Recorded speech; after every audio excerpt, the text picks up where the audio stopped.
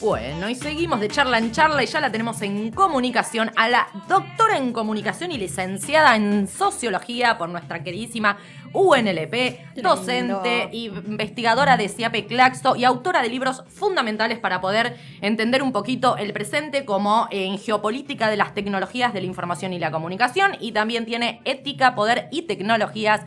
Bienvenida, Verónica Forsyth, ¿cómo estás?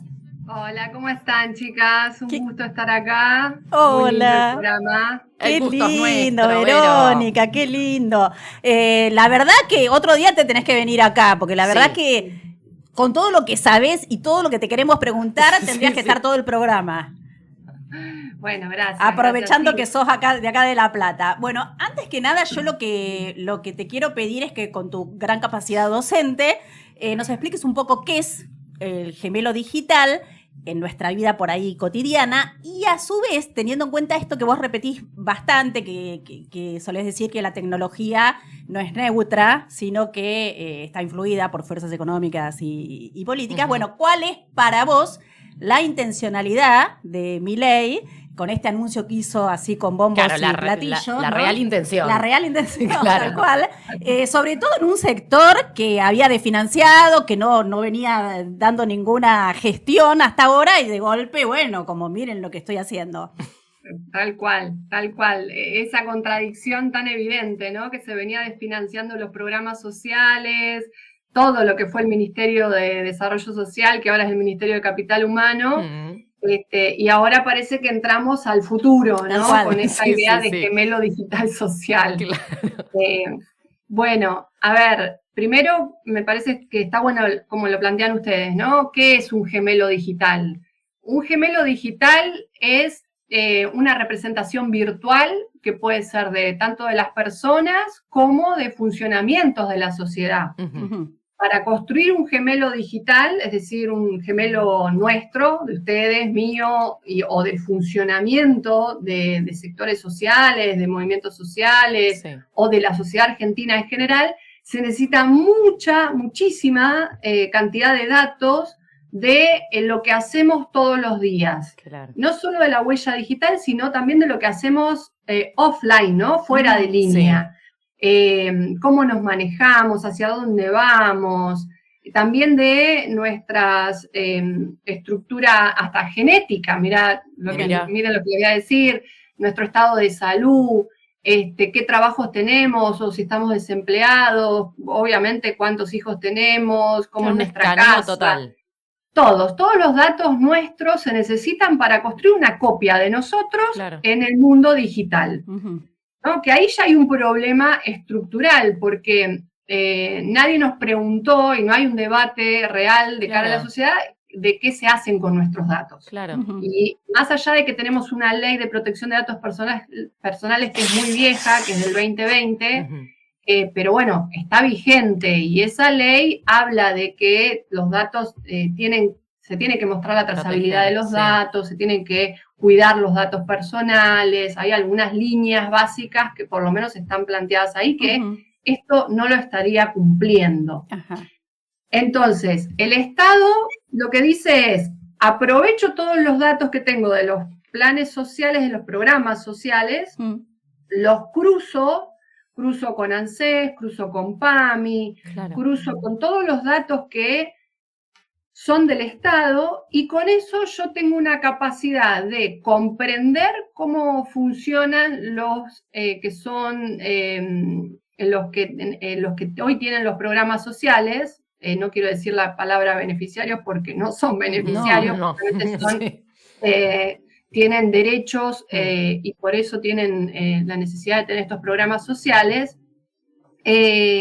Entonces cruzo todo lo que tiene el Estado, veo cómo viven, cómo se manejan, y a partir de eso yo puedo inferir cuál va a ser su comportamiento, o por ejemplo, si yo como Estado aplico un nuevo programa social, antes de aplicarlo en realidad yo lo hago en modelos digitales. Claro, para ver cómo repercute. Y sé cómo va a repercutir, tal cual, qué impacto social va a tener, si hay que mejorarlo, si no hay que mejorarlo.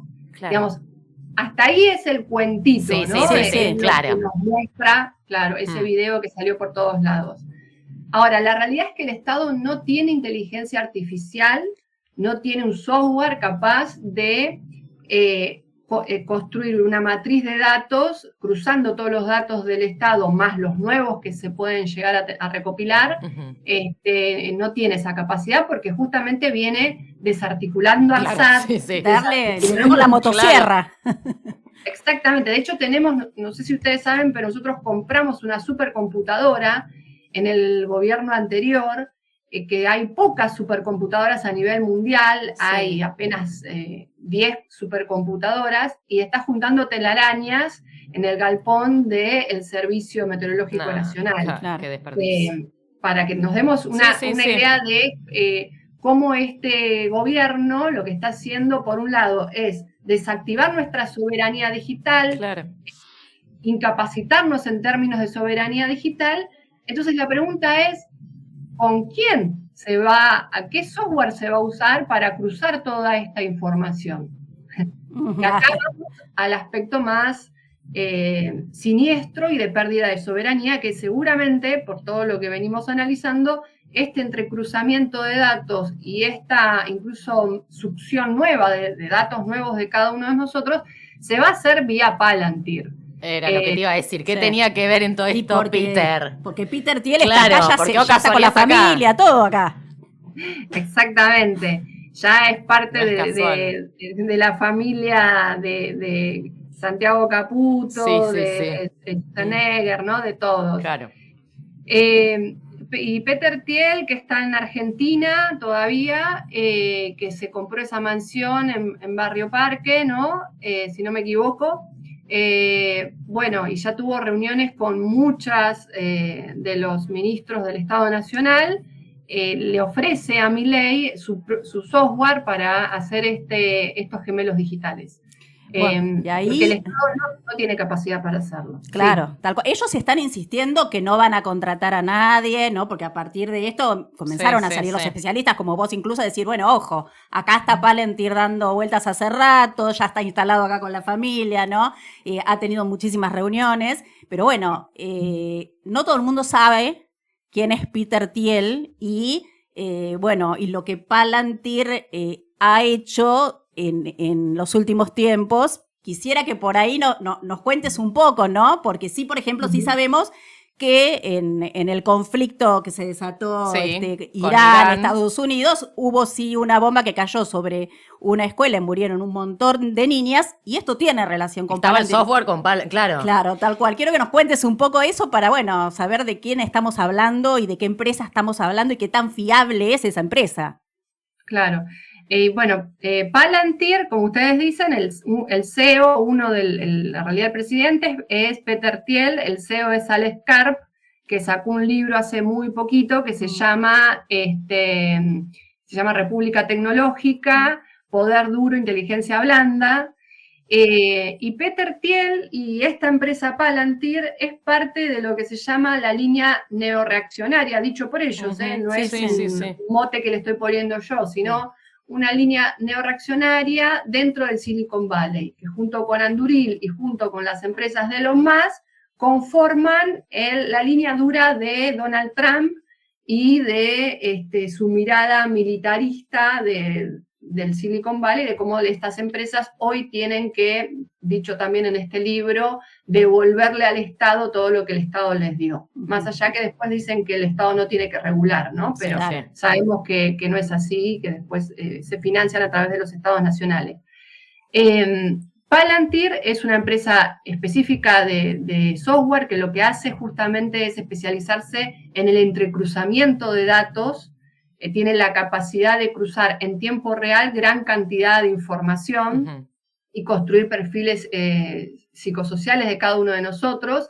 Y también, como dicen ustedes, ya ha intervenido en la guerra de Ucrania, en la guerra que se produjo, ¿no?, por parte de la OTAN en Ucrania, en la guerra con Irán y en el genocidio en Gaza. En esos 3 conflictos bélicos estuvo esta empresa, en donde lo que hace es delimitar objetivos, objetivos que son eliminados, es decir, personas con nombre y apellido, ¿no?, que son eliminadas, y automatizar que todo este proceso, en vez de llevarlo adelante un ser humano, lo lleve adelante una inteligencia artificial, y por eso se hace de una manera mucho más rápida y mucho más automatizada, ¿no? Si bien siempre por ahora hay un ser humano que aprieta el botón, pero se automatiza y se hace mucho más rápido. Aparte también, Peter Thiel es un gran financista del Silicon Valley, fue el primer accionista de Facebook, esto hay que decirlo, el primer gran accionista de Facebook fue él, el que le permite a Facebook dar el gran salto en la presidencia de Bush, hijo, ¿no? Esto también hay que contextualizarlo, ahí es cuando Peter Thiel crece muchísimo, más allá de que había también sido el fundador de PayPal, junto con Elon Musk. Esa empresa después se vende y después él desarrolla Palantir y desarrolla también, es parte de Facebook y la estructura accionaria, que se fue hace muy poquito, hace apenas 4 o 5 años, se va de Facebook para dedicarse firmemente a la política. ¿Y a quién financia ahí? Bueno, financia a Donald Trump, por supuesto, y también a J.D. Vance, el vicepresidente de Donald Trump, y pone todas sus fichas a otros republicanos, pero pone todas sus fichas en el Partido Republicano. Él siempre ha sido un conservador, incluso se alinea con una cosmovisión de transhumanismo, posthumanismo, que uno de sus idearios, bueno, es Curtis y Nick Land, ¿no? Está bueno leerlo, yo algo leí de ellos, es bueno saber porque son los que forman ideológicamente a estas personas. Claro. Así que ese es Peter Thiel, es un accionista. Clarito de qué lado está, claro. No es un programador, claro, él es un accionista de riesgo y ha construido empresas, no solamente Palantir, sino otras empresas de software, y todas están alineadas al Pentágono y a la geopolítica estadounidense y norteamericana, o sea, responde a esos intereses de esa industria militar. Claro. Y también tienen esta idea de que, bueno, que los estados democráticos ya están en desuso, ¿no? Que se debería cambiar. Ya fueron. Imagínate que el libro de Alex Karp es República Tecnológica, ¿no? Claro, pensemos en ese título. Ellos sí. piensan que ya los estados no garantizan la libertad, que la libertad y la democracia, dicho por él mismo ya hace muchos años, no son compatibles, y que por lo tanto tiene que venir un gobierno de corporaciones, un poder duro, por eso hablan de poder duro, el software sería el poder duro, el software manejado por ellos.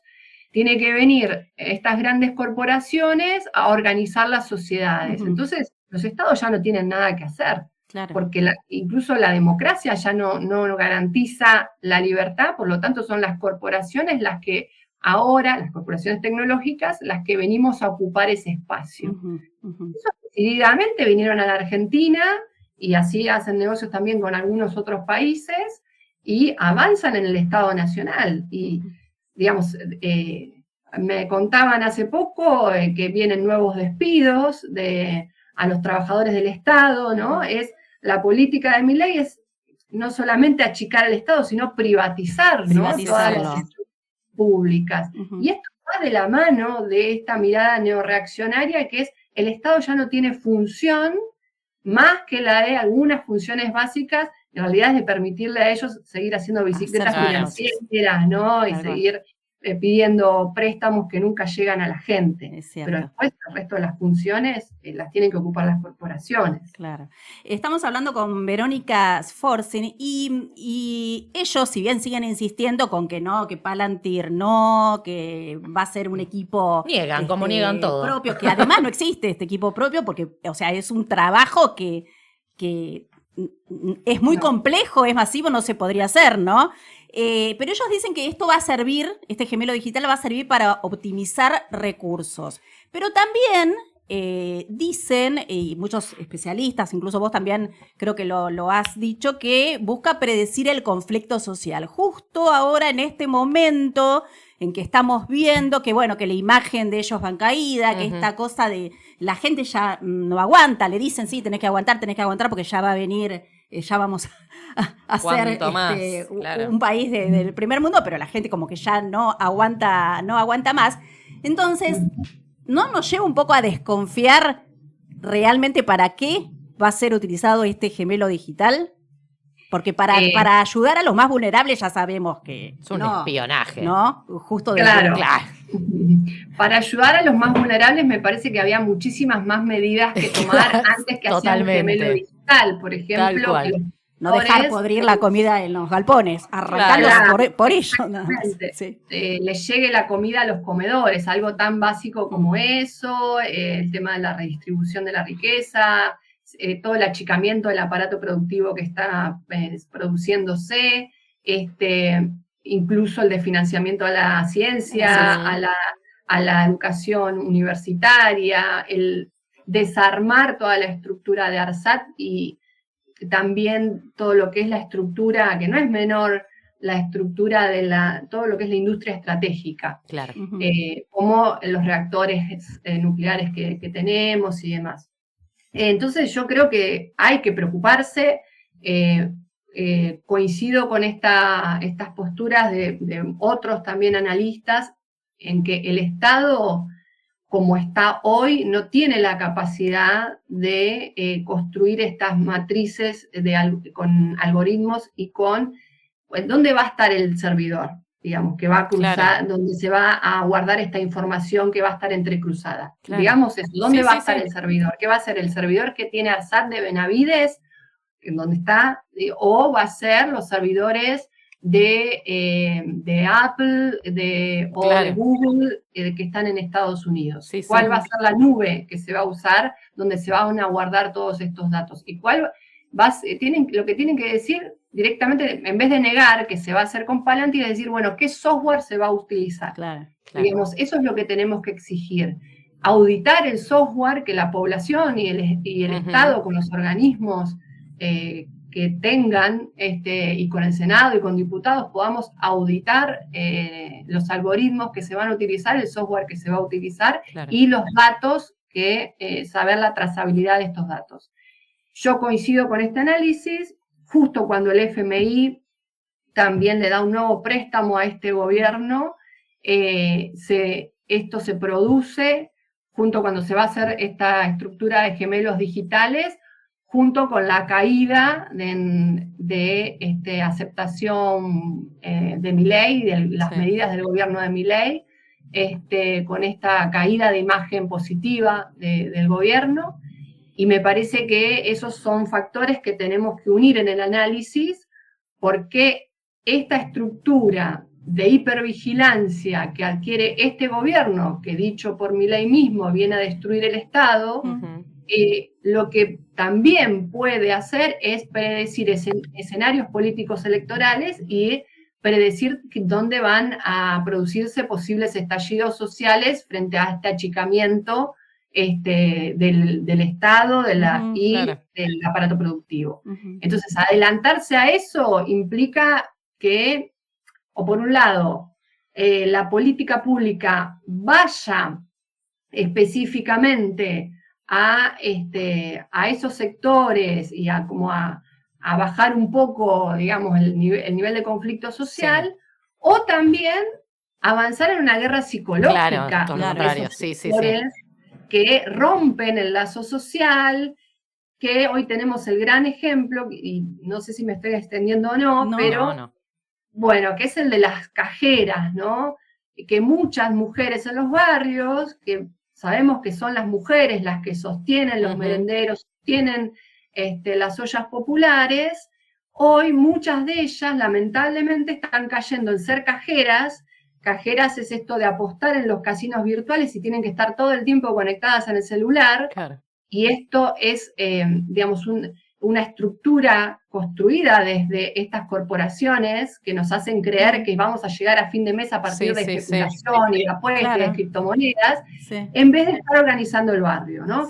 Entonces, esto lo denuncia, bueno, varios movimientos territoriales. Y eso es guerra psicológica, y eso es guerra cognitiva, porque está rompiendo el lazo social en nuestros barrios populares.